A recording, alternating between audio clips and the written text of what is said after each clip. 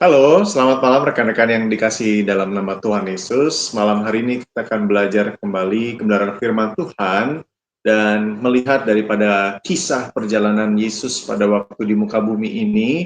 Apa yang dilakukannya kita sudah tentu tahu bagaimana pengorbanannya, tapi bagaimana sikap Yesus kepada orang-orang yang terkucilkan, yang dipinggirkan karena hal-hal yang menurut dunia itu sesuatu yang salah. Nah, malam hari ini belajar dari Lukas pasal 7 ayat 34, sahabat orang berdosa, yes, sahabat dosa, no, bersama dengan hambanya Pendeta Bambang Wiyanto. Sebelum kita belajar, kita berdoa. Tuhan Yesus, terima kasih untuk malam yang indah, di mana kami kembali, Tuhan menolong kami untuk berbicara kepada kami semua melalui firman-Mu, lewat hamba-Mu yang Engkau sudah siapkan, Pendeta Bambang Wiyanto, dengan segala sesuatu yang beliau sudah perhatikan dan juga resapi dalam kebenaran firman Tuhan dan bahkan juga dalam pengalaman kehidupan pelayanan. Karena itu berbicara kepada kami bagaimana menjadi sahabat orang berdosa dan bahkan tentu menolak dosa itu sendiri. Berkati dengan hikmat bijaksana kepada kami semua. Di dalam nama Yesus kami berdoa. Amin. Selamat malam Pak Bambang, saya persilakan Pak. Selamat malam. Hari ini kita bersama-sama merenungkan satu tema yang menarik, yaitu sahabat orang berdosa, yes, sahabat dosa, no. Di Alkitab dicatat, Tuhan Yesus dituduh sebagai seorang sahabat orang berdosa. Jika tuduhan itu juga dinyatakan, disampaikan kepada kita, di mana kita ataupun Anda itu disebut sebagai sahabat para pemabuk, sahabat para pelacur, sahabat koruptor pajak, bahkan dijuluki sahabat sampah masyarakat yang menjijikkan. Apa reaksi Anda? Apakah Anda malu? Apakah Anda menjauhi mereka? Apakah Anda gelisah? Apakah Anda tidak bisa tidur nyenyak? Apakah Anda marah sekali? Bahkan mungkin Anda mengadukan ke penegak hukum dengan tuduhan pencemaran nama baik kepada pihak yang menuduh Anda dengan label yang sangat menyakitkan Anda. Mengapa Anda menyikapi demikian? Jawabannya salah satunya adalah karena Anda takut tercemar oleh pendapat masyarakat sekitar Anda. Tapi di Alkitab kita melihat bagaimana reaksi Tuhan Yesus ketika dikatakan dia adalah sahabat orang berdosa. Justru di sana kita melihat Tuhan Yesus itu mendekati orang berdosa dan memeluk mereka. Inilah yang dicatat di dalam Alkitab bahwa kehadirannya di dunia justru menjadi sahabat para pendosa, walaupun mendapat kritikan dan penolakan dari para pemuka agama dan masyarakat Yahudi pada saat itu. Hal itu diungkapkan oleh Tuhan Yesus, dicatat secara jelas di dalam Alkitab. Tuhan Yesus mengatakan di dalam Lukas pasal 7 ayat 34, kemudian anak manusia datang, ia makan dan minum, dan kamu, yaitu masyarakat orang Yahudi dan para pemuka agama, kamu berkata, lihatlah, ia seorang pelahap dan peminum, sahabat pemungut cukai dan orang berdosa.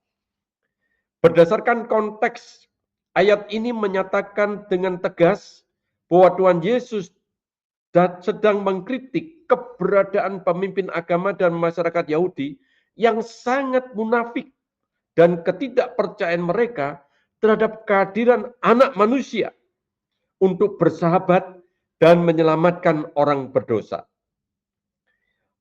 Penolakan para pemuka agama dan masyarakat Yahudi ini sangat lucu sekali. Mengapa? Karena mereka juga mengkritik Yohanes Pembaptis. Sebagaimana yang tercatat di dalam ayat yang ke-33. Mereka mengkritisi Yohanes Pembaptis. Dikatakan Yohanes Pembaptis datang, ia tidak makan roti dan tidak minum anggur. Dan kamu berkata, ia kerasukan setan.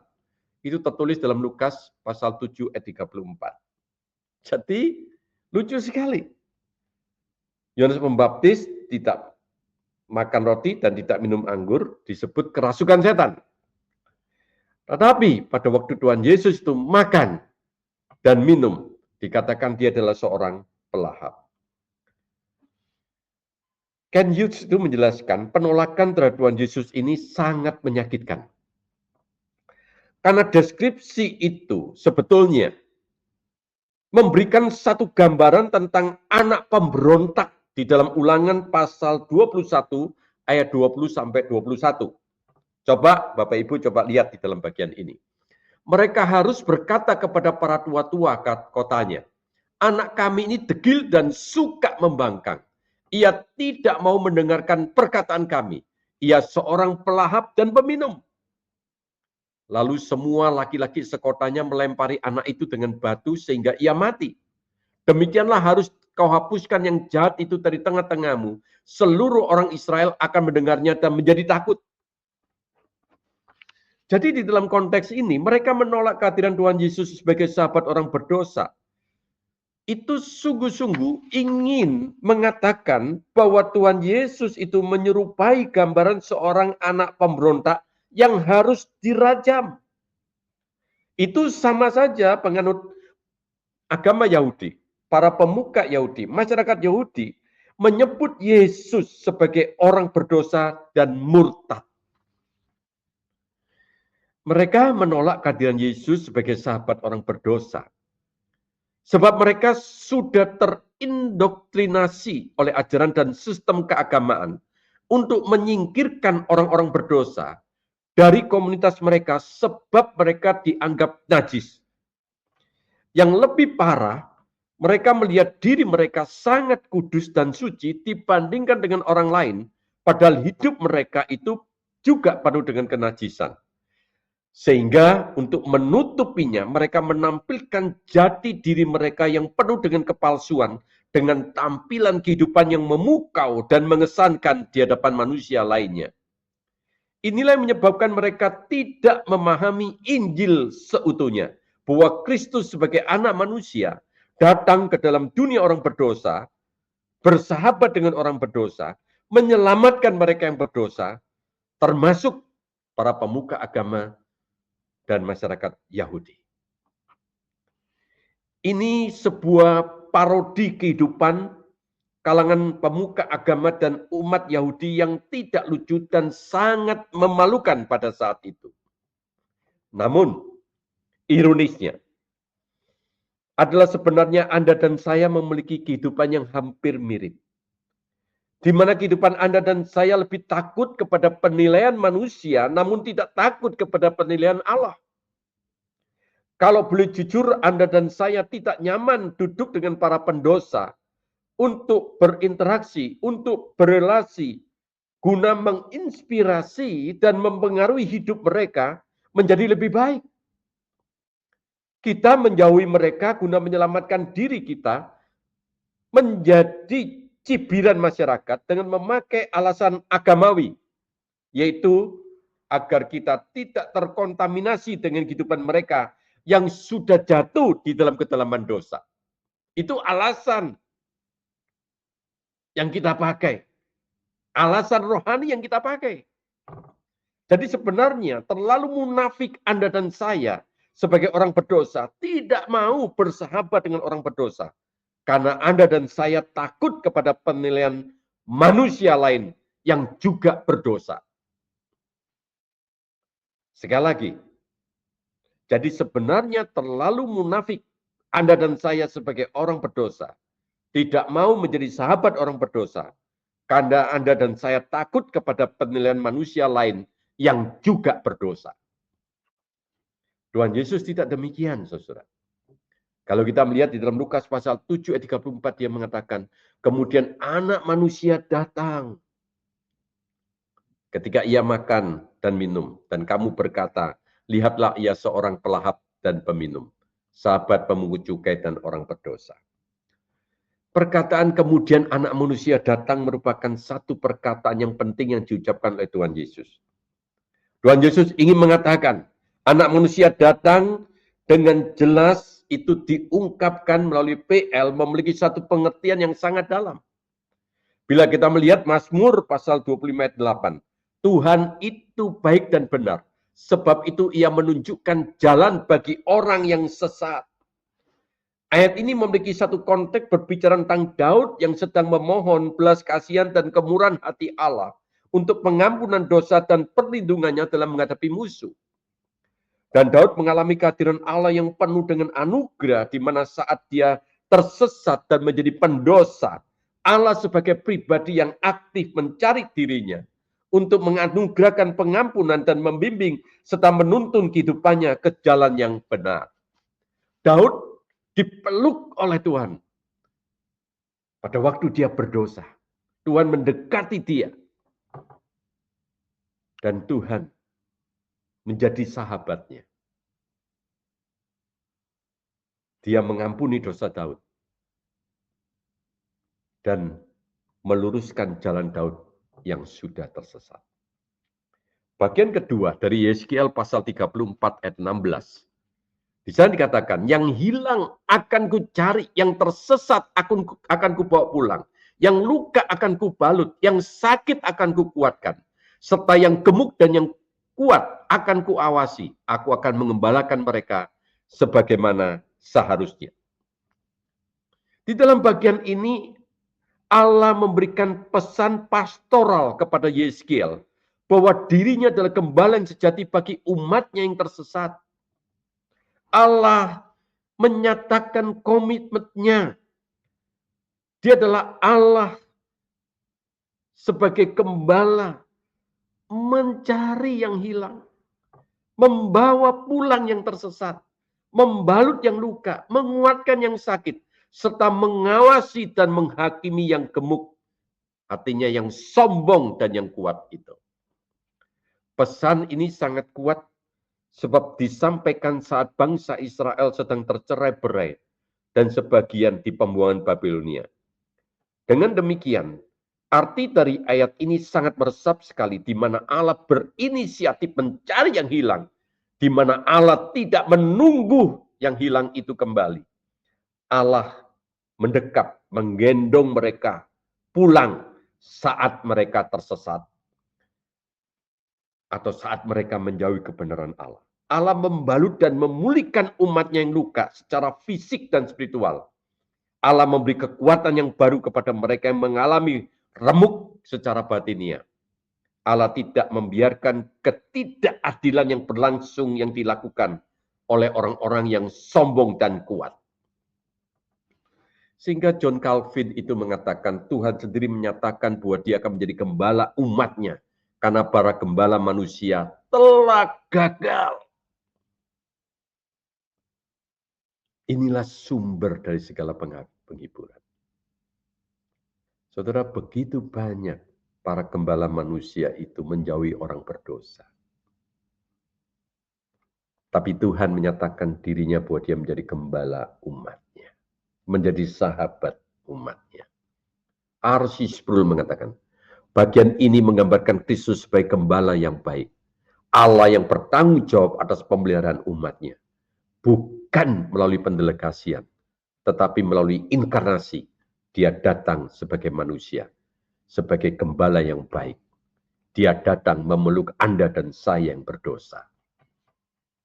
Dia menjadi sahabat kita. Itu dinyatakan dalam Yohanes pasal 15. Dia menjadi sahabat kita. Herman Bavinck juga mengatakan, keadilan dan belas kasihan tidak dapat dipisahkan. Dalam gambaran gembala tadi, kita menemukan keduanya. Perhatian kepada yang lemah, tapi juga mengawasi, menghakimi bagi para penindas. Jadi ibu bapak dan sahabat-sahabat muda, oleh karena itu di dalam perjanjian lama sangat jelas bahwa Kristus yang berinkarnasi adalah Allah yang memiliki keseimbangan antara keadilan dan anugerah. Inilah karakter Allah. Dengan demikian Allah tidak permisif, sekali lagi. Allah tidak permisif, artinya serba membolehkan kita jatuh di dalam dosa. Allah tidak permisif terhadap dosa. Dia adil, penuh anugerah, dan penuh dengan kasih kepada mereka yang berdosa. Jadi Allah tidak kompromi terhadap dosa. Sahabat orang berdosa, yes. Sahabat dosa, no. Apa yang disampaikan oleh Tuhan Yesus ini melalui Lukas pasal 7 ayat 34 ini menunjukkan Tuhan Yesus tidak alergi terhadap tuduhan dirinya sebagai sahabat orang berdosa oleh para pemuka agama dan masyarakat Yahudi pada saat itu. Justru Yesus merindukan agar mereka memahami apa maksud Tuhan Yesus bersahabat dengan orang berdosa, namun tanpa kompromi terhadap dosa. Jadi Lukas pasal 7:34 itu Tuhan Yesus itu merindukan agar para pemuka agama, masyarakat Yahudi, mungkin pada saat ini, umat zaman sekarang ini juga, memahami apa yang maksud dari Tuhan Yesus bersahabat dengan orang berdosa. Namun dia tidak kompromi terhadap dosa. Tuhan Yesus memberikan penegasan. Yang pertama, Tuhan Yesus menolak dan tidak mengikuti irama kehidupan para pemuka agama dan masyarakat pada zaman itu yang membuang orang berdosa di komunitas mereka. Allah menolak dan tidak mengikuti irama kehidupan itu. Itu tegas Tuhan Yesus mengatakan. Tetapi ayat itu juga berkata, penginjilan bukan terletak semata pada penampilan gaya dan formula penginjilan, tetapi pada komitmen untuk membawa orang berdosa datang kepada Yesus. Ini merupakan satu substansi inti Injil di dalam Lukas pasal 7 ayat 34. Derbok itu mengatakan, Yesus tidak menanamkan kesan kepada orang-orang melalui klaim dan kemekahan, tetapi melalui pelayanan Injil yang substantif. Bukan apa yang kelihatan yang penting, namun apa yang ada dalam hati itu yang penting. Gaya itu hanya sedikit berbicara ketimbang substantif. Contoh konkretnya itu di dalam Lukas pasal 7 ayat 36 sampai 50. Bapak Ibu dan sahabat muda bisa membacanya. Dalam perikop ini dikisahkan seorang Farisi mengundang Tuhan Yesus makan bersama di rumahnya. Tiba-tiba datang seorang perempuan berdosa membawa sebuah buli-buli pualam berisi minyak wangi. Dia datang dengan menangis dan membasahi kaki Tuhan Yesus dengan air matanya dan menyeka dengan rambutnya. Wanita berdosa ini mencium kaki Tuhan Yesus dan meminyakinya dengan minyak wangi. Apa reaksi orang Farisi? Tentu Anda bisa menebaknya. Dan kita bisa membaca dalam ayat 39. Ketika orang Farisi itu mengundang Yesus melihat hal itu, ia berkata dalam hatinya, jika ia, yaitu Tuhan Yesus, ini nabi, tentu ia tahu siapakah dan orang apakah perempuan yang menyentuhnya itu. Tentu ia tahu bahwa perempuan itu adalah orang berdosa. Agar memudahkan pengertian bagian perikop ini, saya sampaikan perbandingan sikap orang Farisi dan perempuan berdosa yang sama-sama berdosa di dalam perikop ini. Orang Farisi merasa dirinya benar dan suci. Perempuan berdosa itu mengakui sebagai orang berdosa. Orang Farisi menjaga jarak dengan orang berdosa. Perempuan berdosa ini justru mendekati Tuhan Yesus dan menyesali akan dosanya. Orang Farisi ini menilai seseorang dari penampilan luar. Dia begitu munafik padahal dirinya dalam berdosa. Tapi perempuan berdosa ini dikenali hatinya yang tulus dan kemudian mengalami pengampunan dari Tuhan Yesus. Saudara, dari kisah ini Derbok mengatakan, komentar orang Farisi jelas menunjukkan di hadapan orang lain dia ingin menjaga kesuciannya, memisahkan diri dari orang berdosa.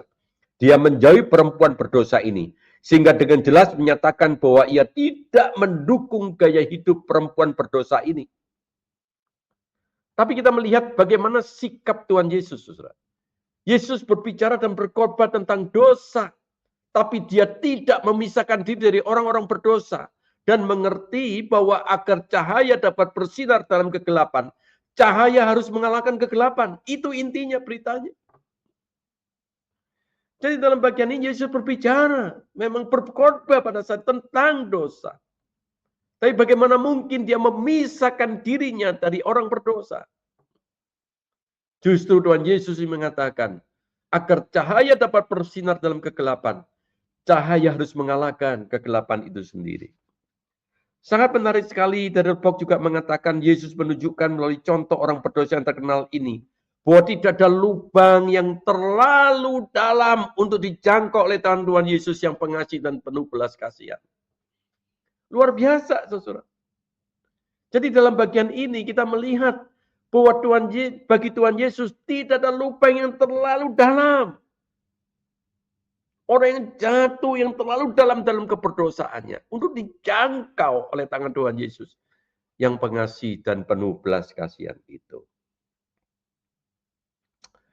Ini berarti bahwa ketika bertemu dengan orang yang hidupnya secara radikal jauh dari Allah, Tuhan Yesus mengajarkan kepada kita, kita harus menerima mereka, kita harus bersabar terhadap mereka, sambil menyadari bahwa kita membutuhkan Allah, agar Allah berintervensi dalam kehidupan orang itu untuk diubahkan akan hidupnya.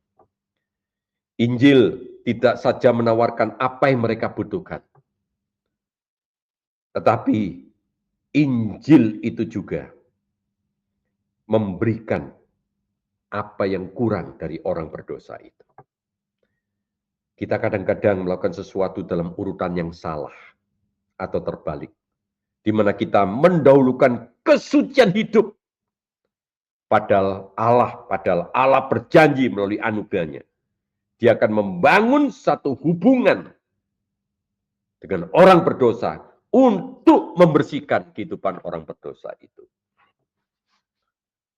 Saya senang sekali saudara pernyataan Daniel Bock mengatakan, bagi Tuhan Yesus tidak ada lubang terlalu dalam untuk dijangkau oleh tangan Tuhan Yesus yang penuh pengasih dan belas kasihan. Melalui bagian ini kita belajar para pemuka agama tidak bersedia mendekati dan bersahabat dengan orang berdosa. Tuhan Yesus menolak perspektif tersebut. Bagaimana sikap Anda, komunitas Anda, dan gereja Anda terhadap orang berdosa? Menjauhi atau mendekati sebagai sahabat? Tuhan Yesus memberikan teladan dalam hidupnya. Dia menjadi sahabat orang berdosa. Tapi jangan lupa, Tuhan Yesus menolak berkompromi terhadap dosa. Ironisnya, Anda dan saya menolak keberadaan orang berdosa. Namun hidup Anda dan saya sehari-hari berkompromi terhadap dosa. Sekali lagi, saudara. Ironisnya adalah, Anda dan saya menolak keberadaan orang berdosa. Namun hidup Anda dan saya sehari-hari berkompromi terhadap dosa. Betapa hati Tuhan Yesus hancur melihat diri Anda dan saya hidup dalam kemunafikan. Kehidupan kita tidak lebih baik dari seorang perempuan berdosa yang mengurapi Tuhan Yesus tadi. Saya mengajak Anda merenungkan sejenak. Maukah Anda mengundang makan siang rekan kerja Anda yang hidupnya berantakan? Seperti Yesus makan dengan para pemungut cukai. Maukah komunitas Anda, gereja Anda, menjadi tempat yang sangat welcome, bukan mengusir mereka yang dianggap oleh sampah masyarakat? Apa jawab Anda? Amin. Baik. Terima kasih Pak Bambang buat penjelasannya di bagian ini ya, karena memang seringkali agak-agak tertukar begitu Pak dalam praktek kehidupan orang percaya. Orangnya dijauhin karena melakukan dosa tertentu, tidak dirangkul, lalu bahkan dikucilkan atau bahkan diomongin dari belakang begitu. Jadi hingga memperburuk keadaan orang itu, tapi juga menunjukkan keburukan di hati kita begitu sebagai orang Kristen. Dan waktu kita berkaca kepada Kristus yang menjadi Tuhan kita, Juru Selamat kita, terbalik dengan apa yang kita pikirkan. Nah, ini kembali ya kepada pikiran dan perasaan serta apa yang dilakukan oleh Kristus. Nah, tapi memang dalam konteks kehidupan sosial, Pak, menurut saya juga bukan sesuatu yang mudah ya. kita bersahabat dengan mereka. Tapi bagaimana kalau ada orang-orang di sekitar kita yang tidak terima, bahkan mungkin dalam tanda kutip, quote and quote, ngata-ngatain, dan ini juga bukan hanya terkait, mungkin kalau kita yang dikata-katain it's okay, tapi bagaimana dengan keluarga, Pak? Bukankah ini juga cukup mengguncang gitu ya? Kita sebagai orang yang bersahabat dengan mereka, tapi orang-orang di sekitar kita yang mendapat keluhan ketika apalagi bersangkut paut dengan keluarga. Nah, bagaimana juga mungkin mempersiapkan keluarga dekat kita untuk melihat bahwa ini sesuatu yang juga penting, Pak. Wah, pertanyaan ini sangat bagus sekali. Saya pernah didatangi oleh seorang anak muda yang menyampaikan sesuatu yang sangat menarik. Dia mengatakan bahwa ibunya dan seluruh keluarganya itu memandang suaminya ataupun papanya itu sebagai orang yang tidak berperasaan. Kenapa dia mengatakan seperti itu? Karena papa ataupun suami dari ibu ini adalah seorang yang sungguh-sungguh di dalam hidupnya ingin memenangkan orang-orang yang menjadi sampah masyarakat. Dia suka bergaul di pasar, di kampung-kampung, di gang-gang dengan para pemabuk dan lain sebagainya. Sehingga itu memberikan satu konotasi yang sangat negatif terhadap papa atau suami orang ini, dan keluarga merasa ikut dipermalukan. Sehingga pada saat itu saya juga kaget dan terus terang saya mengatakan saya susah untuk menjawabnya.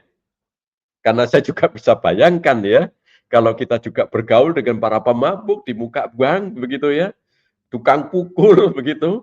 Lalu kemudian kita juga bergaul dengan orang-orang yang di sekitar kita itu yang menjadi dalam tanda petik dijauhi oleh masyarakat, kita justru ada di situ.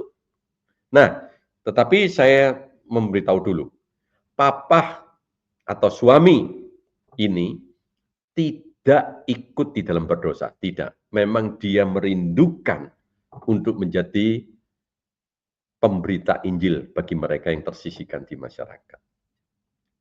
Tapi mungkin tidak terpikirkan, ya, itu mengguncang kehidupan keluarganya. Nah, pada waktu saya mendengarkan akan hal itu, saya terdiam sejenak. Satu sisi saya berpikir, ini benar jalannya, betul nggak ya? Karena dia adalah memang menginjili dan dia tidak terkontaminasi, dia tidak menjadi pemabuk, dia tidak ikut di dalam perbuatan dosa, tidak. Tapi satu sisi yang lain, saya juga memahami, ya, bagaimana anaknya kalau ke sekolah diomongi, waduh, papanya itu suka kumpul sama orang pemabuk. Waduh, perasaan itu bagaimana? Ya, tentu pada waktu itu juga mengguncang ya, apalagi istrinya mungkin dikata-katai oleh teman-temannya ya di belakang seperti Pak Febi tadi mengatakan, di belakang dibisikin orang, itu suaminya itu ibu itu ya, itu suka itu pergi ke tempat-tempat yang tidak benar-benar itu, gitu ya. Ya tentu itu mengguncang, gitu ya. Nah, tentunya perspektif yang seperti ini sangat tidak mudah, Pak Febi. Saya juga mencoba untuk menjembatani itu juga tidak mudah. Sampai 2-3 kali pertemuan. Artinya kita itu belajar Alkitab bersama-sama. Kita membuka Alkitab bersama-sama. Kita mencoba untuk memahami bagaimana di dalam kehidupan kita sebagai seorang Kristen itu menginjili kepada orang-orang yang berdosa. Namun di sisi yang lain, bagaimana mempersiapkan keluarga ini untuk dapat juga mendukung akan apa yang dilakukan oleh suami atau papa mereka, tapi juga sekaligus mereka siap hati untuk menerima cibiran dari masyarakat. Ini tidak mudah. Tentu perlu kesepakatan di antara seluruh keluarga besar. Dan mereka mengerti, menghayati tentang apa artinya menginjili orang yang berdosa itu. Namun satu hal yang sangat luar biasa sekali adalah bahwa Tuhan itu tidak berhenti untuk bekerja secara luar biasa. Pada saat berdoa bersama-sama disitulah tiba-tiba seorang anaknya yang kemudian mencucurkan air mata dan kemudian berkata, sebetulnya akulah yang paling berdosa, yang memerlukan juga kehadiran Papa. Kenapa? Ternyata anak ini di hadapan keluarganya dia orang baik-baik. tapi sebetulnya kehidupannya penuh dengan percabulan. Sehingga dia mengatakan, aku ini juga tidak layak sebetulnya. Nah, melalui kisah ini saya juga melihat Bapak Ibu dan sahabat-sahabat muda adalah bahwa memang di dalam kehidupan kita di dunia tidak pernah lepas dari cibiran masyarakat pada waktu kita melayani mereka. Itu konsekuensi logis yang harus kita terima. Kita tidak gampang, tapi itu konsekuensi logis yang harus kita terima. Karena kita melihat bahwa tatanan sosial masyarakat itu menjauhi mereka yang jahat. Mereka tidak mau bersahabat dengan mereka. Tapi di dalam kehidupan kita, justru kita melihat Tuhan Yesus mengatakan, ya kita jangan munafik. Sebetulnya diri kita juga orang berdosa. Ya kan? Kita juga orang berdosa. Sebetulnya kemungkinan kita jauh lebih berdosa daripada orang yang berdosa itu. Karena kemunafikan kita. Nah, oleh karena itu nilai substansifnya Tuhan Yesus ingin mengatakan apa? Yang penting tidak kompromi terhadap dosa.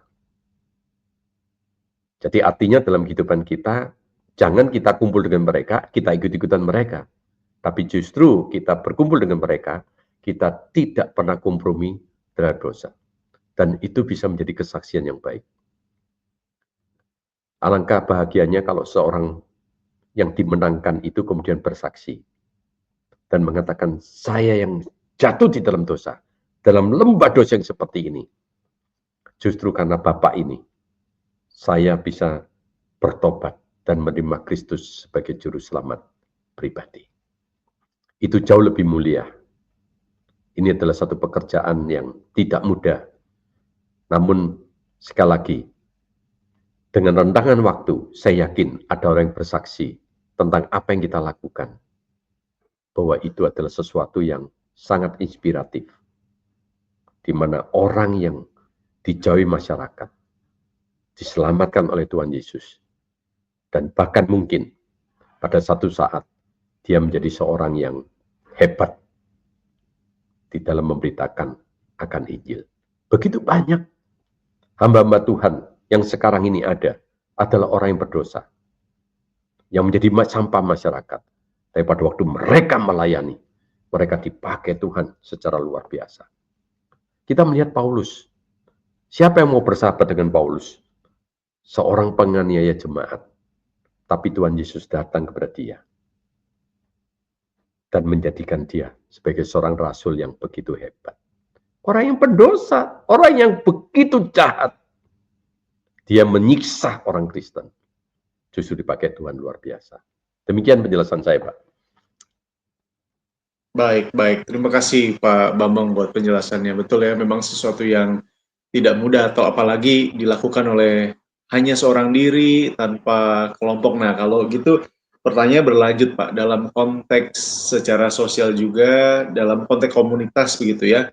Nah, bagaimana gereja menurut Pak Bambang sendiri di masa kini Pak? Apakah memang juga dalam keadaan saat ini gereja dalam tanda kutip mengundang mereka untuk datang dan ya banyak ya misalnya napi bahkan mungkin residivis yang terkenal dengan kejahatannya lalu datang ke tempat kita. Jadi dia di dua pertanyaan, bagaimana sikap gereja masa kini dan juga kalaupun itu terjadi atau datang ke tempat kita, ke komunitas kita, ke gereja kita yang kadang-kadang kan belum tentu semuanya punya persepsi yang sama. Nah, bagaimana Pak? Iya. Saya pernah juga bertemu dengan pimpinan gereja yang pada waktu itu mengatakan bahwa di antara jemaat itu ada yang residivis, gitu ya. Jadi ada beberapa jemaat yang sangat alergi dan mereka merasakan kok mantan napi bisa kebagian di sini. Mereka merasa risih, gitu ya. Nah itu memang terjadi, ya. Demikian juga saya juga pernah mendengar kesaksian bagaimana gereja itu pada waktu dalam tanda petik, gitu ya. Ternyata ada orang ataupun wanita yang berdosa itu masuk dan menjadi seorang jemaat. Sehingga begitu banyak ibu-ibu yang kemudian mengatakan jangan dekati orang itu, begitu ya. Itu wanita yang tidak baik dan sebagainya. Nah, tentunya hal yang seperti ini harus dihindari. Saya sungguh bersyukur banyak gereja dan khususnya ada gereja-gereja yang saya kenal itu punya tagline gerejanya adalah bahwa yang beribadah di tempat itu adalah bukan orang-orang yang benar-benar memiliki satu kehidupan yang suci, tapi orang yang berdosa datang juga ke gereja itu dan dilayani oleh gereja itu. Bukan orang yang sempurna, tetapi orang yang tidak sempurna. Justru itulah yang hadir di dalam gereja. Saya pikir gereja harus membuka diri. Bukankah kalau kita melihat bahwa sebetulnya kita adalah orang yang tidak layak untuk datang ke gereja. Kita adalah orang yang berdosa. Kalau tiap minggu kita datang ke gereja, pernah nggak kita berpikir sebelum datang ke gereja, siapakah diri kita? Bukankah kita orang berdosa? Tapi kita berani ke gereja, masuk hadirat Allah, karena Allah yang telah mengampuni kita. Nah, bagaimana mungkin kita menolak mereka yang berdosa itu datang ke gereja? Sungguh sangat ironis. Tadi sudah saya katakan dengan jelas bahwa sebetulnya diri kita ini adalah orang-orang yang benar-benar tidak lebih baik dari perempuan yang berdosa tadi. Karena apa? Karena perempuan berdosa itu datang kepada Tuhan dengan penuh penyesalan, tidak munafik. Kita seringkali justru ke gereja penuh dengan munafik, penuh dengan dosa. Tapi kita merasa tidak berdosa, dan kita merasa orang yang baik, kita menjaga image kita. Saudara-saudara, begitulah di dalam diri kita ini sebetulnya sebagai satu gereja, komunitas, kita tahu persekutuan orang-orang yang ada di gereja itu adalah persekutuan yang dulunya adalah orang yang berdosa yang telah diselamatkan. Justru itulah, mari kita mengundang orang berdosa datang ke gereja agar mereka mengalami pengampunan dari Tuhan Yesus. Itulah yang mesti harus kita pikirkan di dalam zaman yang seperti ini. Itu jawaban saya, Pak. Baik, baik. Jadi kembali kepada basicnya lagi ya Pak, mengingat bahwa kita juga adalah orang-orang berdosa yang diselamatkan Tuhan. Bahkan melalui orang-orang yang juga mengerti bahwa harus menjangkau dan akhirnya kita juga bagian daripada orang yang terjangkau dan ini juga saatnya kita sama seperti yang Tuhan Yesus dan orang-orang lakukan terhadap orang-orang berdosa. Baik Pak Bambang, ini pengalaman, pembelajaran yang berharga buat kita semua, bukan saja melihat secara khusus esensi kehadiran Yesus yang merangkul dan bersahabat dengan orang berdosa, tetapi juga mengingatkan kita bagaimana kita berlaku di zaman ini. Saya persilakan kalau ada closing statement dari Pak Bambang dan menolong kita menutup dalam doa, Pak. Ya, saya ingin mengatakan kalimat yang sudah tadi saya ulangi beberapa kali. Ironisnya Anda dan saya menolak keberadaan orang berdosa. Namun hidup Anda dan saya sehari-hari berkompromi terhadap dosa. Oleh karena itu mari kita meneladani Tuhan Yesus. Bersahabat dengan orang berdosa, yes. Sahabat dosa, no. Amin. Mari kita masuk dalam doa. Terima kasih Tuhan. Ampuni kami kalau selama ini kami tidak bersahabat dengan orang yang jatuh. Kami menjauhi mereka. Tuhan, di dalam masa minggu sengsara ini, biarlah kami punya komitmen, mungkin rekan kerja kita, mungkin keluarga kita, yang sudah jatuh di dalam dosa. Tuhan, biarlah hati kami digerakkan oleh Tuhan, mendekati mereka, menjadi sahabat mereka, agar mereka mengalami pemulihan dari Tuhan. Inilah kerinduan kami ya Tuhan. Engkau pakai para digital ministry menjadi berkat di dalam masa-masa yang seperti ini. Kiranya materi-materi yang ada di para digital ministry memberikan kepada kami transformasi kehidupan. Di dalam nama Tuhan Yesus Kristus kami menaikkan doa kami. Amin. Amin. Sekali lagi terima kasih Pak Bambang sudah menolong kita, menjadi salam berkat buat kita semua, dan terima kasih buat rekan-rekan yang sudah bersama-sama dengan kami dan sudah belajar. Jangan lupa untuk terus sampaikan video-video pembelajaran dari Bara kepada sebanyak mungkin orang, supaya orang juga mengenal Tuhan kita Yesus Kristus. Saya Feby Timotius bersama dengan Pendeta Bambang dan kerabat yang melayani di balik layar. Kami undur diri. Tuhan Yesus berkati kita semua. Amin. Terima kasih, Pak.